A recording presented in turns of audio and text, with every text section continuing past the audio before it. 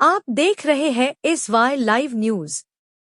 राष्ट्रवादी Congress party शरद चंद्र Pawar party के राष्ट्रीय महासचिव डॉक्टर जितेंद्र आव्हाड पर कार चढ़ाकर गाली देने वाले गोपीचंद पडलकर के खिलाफ मुंब्रा में सैयद अली अशरफ शमीम खान और शानू पठान के नेतृत्व में जोरदार विरोध प्रदर्शन किया गया। पडलकर की तस्वीर को जूते से मारा और उनकी तस्वीर को पैरों से कुचला गया। इस बीच पडलकर के खिलाफ पुलिस कार्रवाई की जाए और कहा उन्हें सार्वजनिक रूप से इसकी माफी मांगनी चाहिए, अन्यथा पूरे ठाणे शहर के चौराहों पर उनकी तस्वीर जलाई जाएंगी, ऐसी चेतावनी मुंब्रा विधानसभा क्षेत्र अध्यक्ष शमीम खान दी। मुंब्रा से सारा पुरी की रिपोर्ट।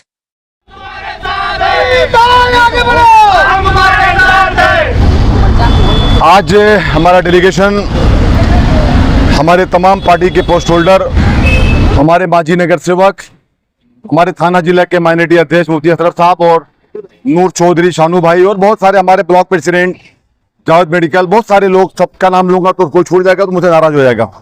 पार्टी का परिवार आज आकर के सब लोगों ने बाबा साहब का जो पुतला है अम्बेडकर साहब का, यहाँ पे आज आकर के हम लोगों ने एक प्रोटेस्ट किया, एक एहतजाज किया। उसके बाद जाकर के यहाँ के जो मुंब्रा पुलिस स्टेशन के इंचार्ज हैं मिस्टर अनिल सिंधे साहब और यहाँ के जो एसीपी हैं हमारे, उनसे हम लोगों ने मेमोरेंडम दिया। हमारी मांग ये है कि जिस तरीके से गोपीचंद पडलकर ने हमारे नेता डॉक्टर जितेंद्र आव्हाड साहब को जो अपशब्द की भाषा यूज किया है, उन्हें माफी मांगनी होगी। मैं आपके माध्यम से कहना चाहता हूं,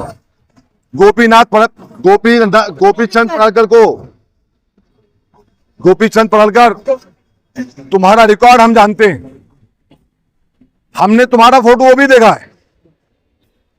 मुझे लगता है मैं महाराष्ट्र के होम मिनिस्टर से कहना चाहता हूं कि सर, इनको फिर इसकी जरूरत आ गई।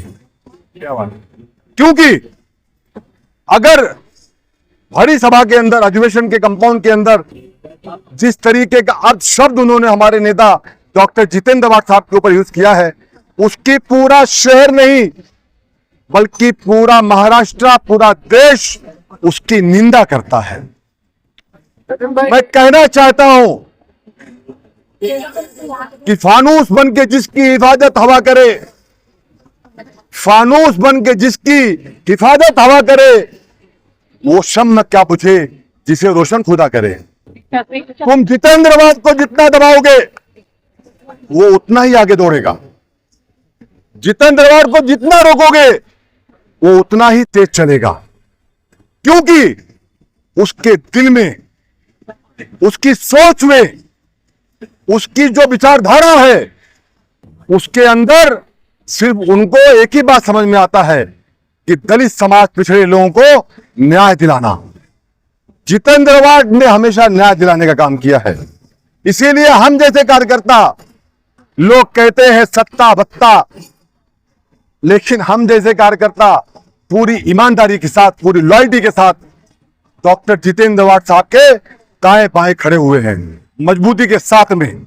आज हमने कहा है एसीपी साहब को कि अगर एसीपी साहब इस पे FIR दर्ज नहीं हुआ, इसने माफी नहीं मांगी, तो आपके माध्यम से शमीम खान कहना चाहता है, मुंब्रा शहर, कलवा शहर के हर नाके पे गोपीचंद पडलकर का पुतला जलेगा। फिर इसकी जिम्मेदार कौन होगा? कानून व्यवस्था होगा। इसके लिए मैं कहना चाहता हूं, बहुत रिस्पेक्ट के साथ कहना चाहता हूं एसीपी साहब को, और कहा भी है हमने कि साहब, इनके खिलाफ मुकदमा दर्ज होना चाहिए। कौन सी धारा लगनी चाहिए, हमने वो भी लिख करके दिया हमारे लेटर में।